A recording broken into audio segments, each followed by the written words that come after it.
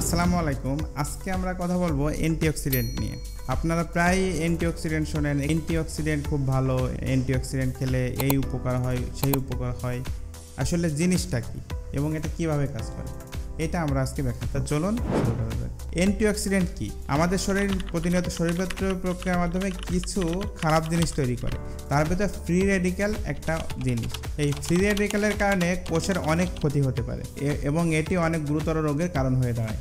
এই অ্যান্টিঅক্সিডেন্টগুলো এই যে শরীরের ক্ষতিকর ফ্রি রেডিক্যাল এই জিনিসটা ধ্বংস করে দেয়। সেজন্য সবাই অ্যান্টিঅক্সিডেন্ট খেতে পরামর্শ দেয়। এখন আসুন জানি কেন অ্যান্টিঅক্সিডেন্ট এত গুরুত্বপূর্ণ।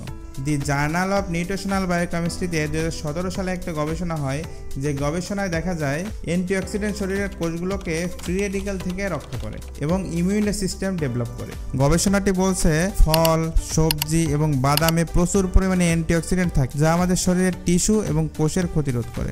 এখন আসুন জানি অ্যান্টিঅক্সিডেন্ট কিভাবে কাজ করে। ধরুন আমাদের শরীরে যখন ফ্রি রেডিক্যাল তৈরি হয় তখন তারা কোষের উপাদানগুলির সাথে সংযুক্ত হয়ে তাদের ধ্বংস করতে পারে, কিন্তু অ্যান্টিঅক্সিডেন্ট এই ফ্রি রেডিক্যালকে ধ্বংস করে দেয়, যা আমাদের কোষকে সুরক্ষা দেয়। The American journal of clinical nutrition 2007 সালে একটি গবেষণা করেন এবং সে গবেষণায় দেখা যায় নিয়মিত অ্যান্টিঅক্সিডেন্ট সমৃদ্ধ খাবার খাওয়ার মাধ্যমে হৃদরোগ এবং ডায়াবেটিসের ঝুঁকি কমানো যায়। এটি শরীরের প্রতিরোধ ক্ষমতা উন্নত করে এবং ইনফেকশন মোকাবেলায় গুরুত্বপূর্ণ ভূমিকা পালন করে। এখন কথা হলো অ্যান্টিঅক্সিডেন্ট তো ভালো বুঝলাম, কিন্তু এটি কোথায় পাওয়া যায়? বডি কিন্তু নিজে নিজে অ্যান্টিঅক্সিডেন্ট তৈরি করে না, এটা নেচার থেকে আমাদের নিতে হয়। এগুলো বিভিন্ন প্রাকৃতিক উৎসে পাওয়া যায়, যেমন ধরুন বেরি ফল, সবুজ শাকসবজি, গ্রিন টি, বাদাম, এগুলোতে প্রচুর পরিমাণে অ্যান্টিঅক্সিডেন্ট থাকে। সুতরাং আজকের ভিডিও থেকে আমরা জানলাম অ্যান্টিঅক্সিডেন্ট আমাদের শরীরের জন্য কতটা গুরুত্বপূর্ণ। তারা ফ্রি রেডিক্যাল থেকে শরীরকে রক্ষা করে এবং বিভিন্ন রোগ প্রতিরোধে সাহায্য করে। গবেষণাগুলির ভিত্তিতে বলা যায়